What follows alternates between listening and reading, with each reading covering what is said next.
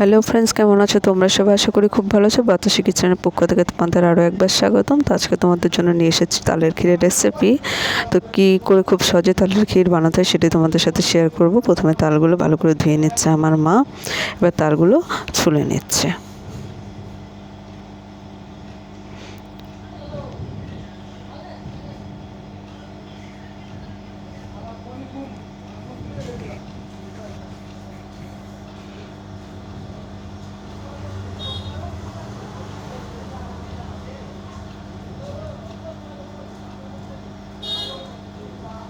তালের সমস্ত খোসা ছাড়ানো প্রায় হয়ে গেছে। এখন তালগুলো একটু জল দিয়ে ভিজিয়ে রাখবে। তালগুলো একটু জল দিয়ে ভিজিয়ে রাখলে অবশ্যই তালের গায়ে যে তিতো ভাবটা থাকে সেটা চলে যায়। আপনারা অবশ্যই তালগুলো একটু জল দিয়ে ভিজিয়ে রাখবেন। কিছুক্ষণ জল দিয়ে ভেজানোর পরে এবার তালের আটিগুলো মা তুলে নিচ্ছে।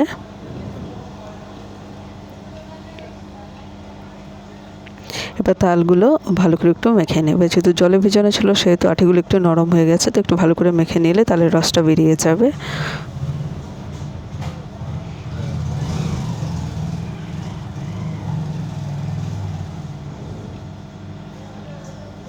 মার হাত ব্যথা হয়ে গেছে, এর জন্য বাবা একটু করে দিচ্ছে।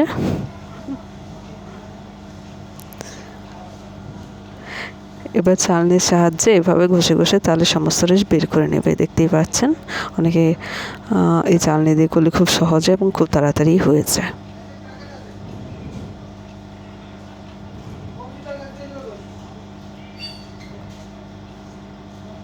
তালের রস প্রায় বের করা হয়ে গেছে।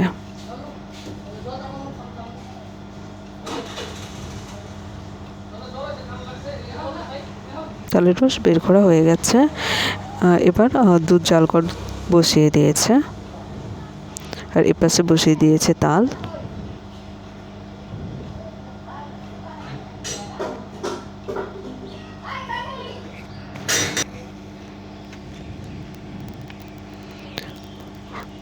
দুধটা জাল করে প্রায় হাফ হয়ে গেছে, যতটা ছিল তার হাফ হয়ে গেছে।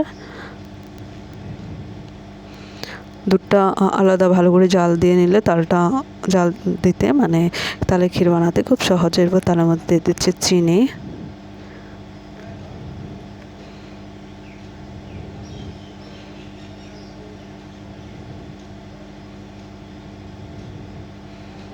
স্বাদ অনুযায়ী তালের মধ্যে একটু লবণও দিয়ে দিবেন।